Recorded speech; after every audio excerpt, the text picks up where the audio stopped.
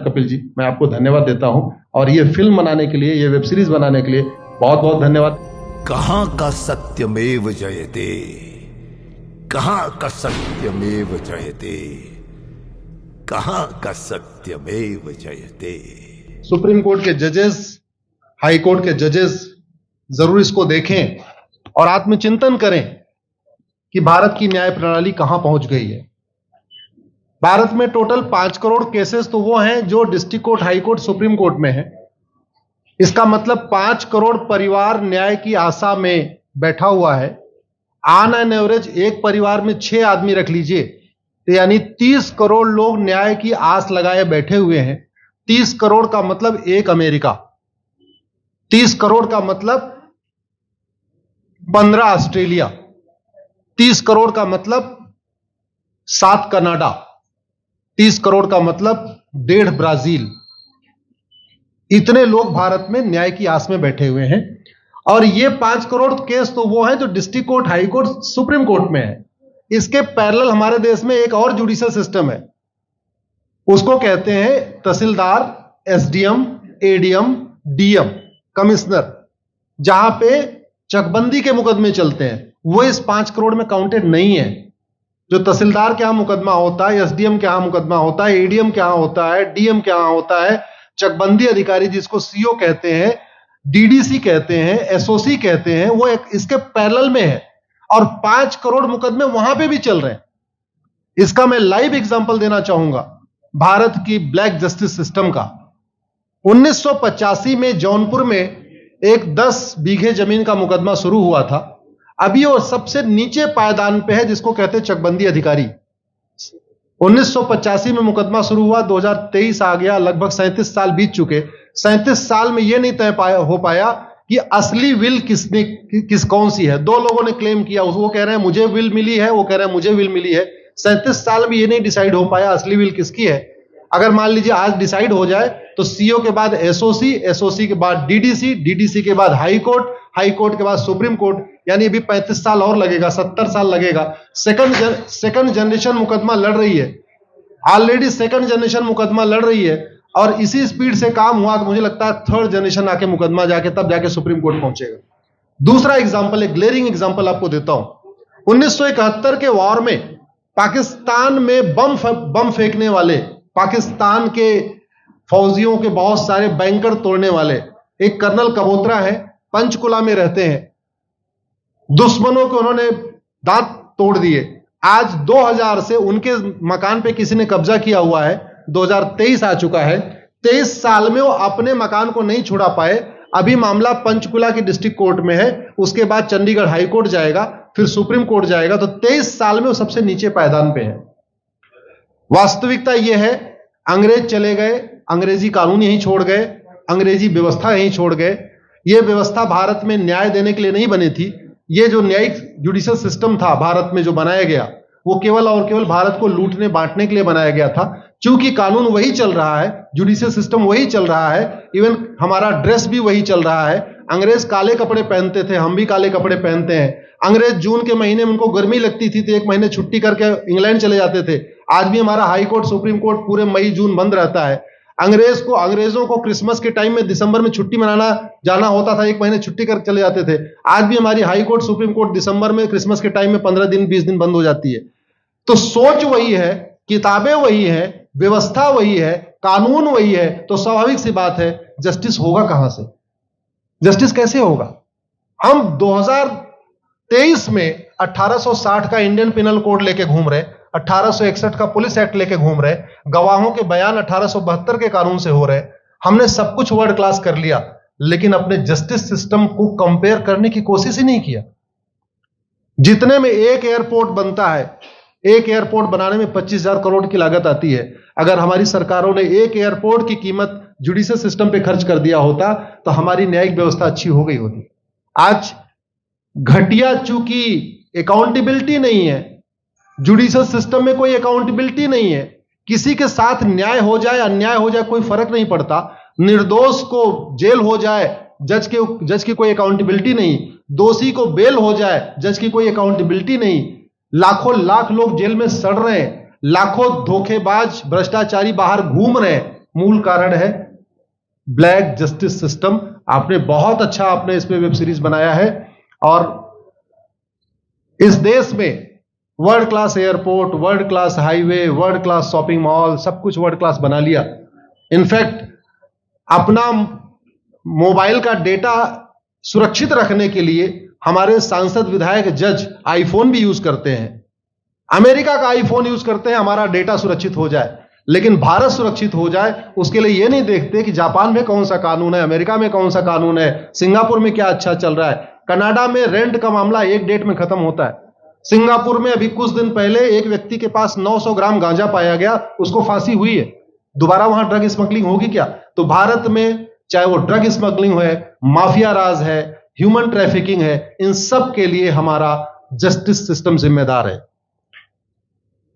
कोई भी अपराध होता है उसमें दो पक्ष होता है, एक पीड़ित, एक अपराध करने वाला। जो पीड़ित होता है वो चाहता है जल्दी उसको न्याय मिल जाए, अपराध करने वाला चाहता है मुकदमा लंबा चले। भारत का न्यायिक सिस्टम अपराध करने वाले के साथ खड़ा है। बलात्कारी चाहता है उसका मुकदमा 30 साल चले, और मुकदमा 30 साल चलता है। भू माफिया चाहता है कि गरीब की जमीन पे कब्जा कर ले, उसका मुकदमा 50 साल चले, और आज की डेट में मुकदमा 50 साल चल रहा है। इसका मतलब वर्तमान न्यायिक सिस्टम बलात्कारी के पक्ष में है, भू माफिया के पक्ष में है, ड्रग स्मगलर के पक्ष में है, ह्यूमन ट्रैफिकर के पक्ष में है, नक्सलियों के पक्ष में है, माओवादियों के पक्ष में है, जो लोग देश विरोधी काम कर रहे हैं उनके पक्ष में है। 40 साल 50 साल के बाद किसी व्यक्ति ने मिलावट करके लोगों का स्वास्थ्य खराब कर दिया, उसको 50 साल के बाद सजा हो रही है। इस बीच उसने कम से कम पता नहीं कितने लोगों का और भी कर दिया। तो ये जो जस्टिस सिस्टम होता है दवा की तरीके काम करता है। जैसे दवा अच्छी होती है बीमारी तुरंत ठीक हो जाती है, अगर दवा घटिया होती है तो बीमारी बढ़ जाती है। दवा खाने के बाद शरीर एज इट इज नहीं रहता, या तो बीमारी ठीक होती है या तो बीमारी बढ़ती है। अगर कोई आदमी एक गांव में किसी के साथ कुछ गलत कर दे, उसको 6 महीने के अंदर सजा हो जाए, साल भर के अंदर हो जाए, दूसरा अपराध वहां नहीं होगा। लेकिन अगर उस व्यक्ति को पनिशमेंट नहीं मिला तो स्वाभाविक सी बात है उसने उसको और मोटिवेट कर दिया। कहते नहीं ऐसे बुखार है, तुरंत 2 गोली खाइए बुखार ठीक हो गया, लेकिन अगर आपने दवा नहीं खाई या गलत दवा खा लिया तो टाइफाइड होगा या निमोनिया होगा। दुर्भाग्यवश ये हमारा जस्टिस सिस्टम यही कर रहा है।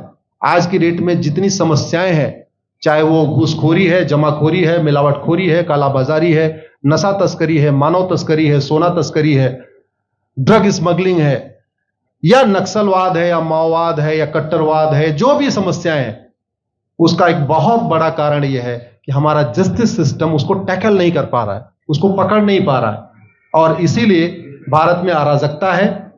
मैं तो इतने जानता हूं, ऐसी कोई बीमारी नहीं जिसकी कोई दवाई नहीं, ऐसी कोई समस्या नहीं जिसका कोई समाधान नहीं।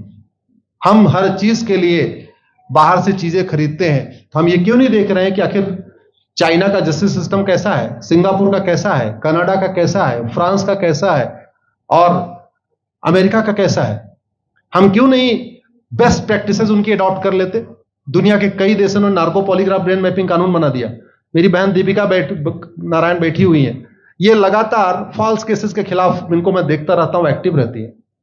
एक कानून बन जाए नार्को पॉलीग्राफ ब्रेन मैपिंग, और कंप्लेन पे अंडरटेकिंग ले लिया जाए कि जो कुछ मैं शिकायत कर रहा हूं इसके लिए मैं अपना नार्को पॉलीग्राफ ब्रेन मैपिंग कराने के लिए तैयार हूं, हजारों की संख्या में फेक केसेस खुद ही खत्म हो जाएंगे। आज की डेट में लोग जुडिशरी की लापरवाही के साथ साथ फर्जी केस से परेशान है, फर्जी गवाही से परेशान है, फर्जी एफआईआर से परेशान है, हजारों परिवार परेशान है। कई बार देखा गया कि जो फैमिली के केसेस होते हैं उसमें कितने सारे फेक केसेस भी आ रहे हैं। तो जो वास्तव में दोषी हैं उनको पनिशमेंट नहीं मिल पा रहा है, जो निर्दोष हैं उनके खिलाफ फर्जी केसेस हो रहे हैं। आज की डेट में गांव में एक दबंग अगर जमीन कब्जा कर लेता है, किसी की हिम्मत नहीं पड़ती उसके खिलाफ कोई गवाही दे दे। लोगों को अपनी जमीन छुड़ाने में 30-30 साल लड़ना पड़ रहा है, 35 साल लड़ना पड़ रहा है। अगर 30 साल 35 साल के बाद कक्कड़ जी उसको अपनी जमीन मिल भी गई तो उसके साथ न्याय कहां हुआ? 35 साल में उसका टाइम बर्बाद हो गया, 35 साल में उसका पैसा बर्बाद हो गया, 35 साल वो मेंटल ट्रॉमा में रहा, 35 साल उसने तारीख पे तारीख झेली है। और मैं तो डिस्ट्रिक्ट कोर्ट में कई बार जाके देखा, ऐसे परिवारों को देखता हूं जिनके पास बस से आने के लिए पैसा नहीं है, साइकिल से आते हैं। ऐसे परिवारों को देखता हूं जो चाय नहीं पी सकते अपने पैसे से, बेचारे घर से रोटी बांध के और अचार लेके आते हैं, लेकिन वहां मजबूरी में वकील को पैसा देते हैं। तो हमारी कोर्ट कचहरी वास्तव में दलाली का अड्डा बन गया है। हमारी कोर्ट कचहरी भ्रष्टाचार का अड्डा बन गया है। और मैं दुख के साथ कहना चाहूंगा, अदालतों में न्याय हो नहीं रहा है, बल्कि न्याय बिक रहा है। जिनके पास पैसा है, वो उन्होंने कितना बड़ा क्राइम किया हो, मर्डर किया हो, रेप किया हो, उनको जमानत हो रही है। और जिनके पास नहीं है, वो बेचारे जेल में सड़ रहे हैं। कई बार तो देखा गया, मैंने मेरे मर्डर किया एक्स अनंत सिंह ने, लेकिन एक्स अनंत सिंह बाहुबली थे, उन्होंने थानेदार को 20 लाख रुपए दिया, वो वाई अनंत सिंह को लेकर जेल में डाल दिया। नाम वही है।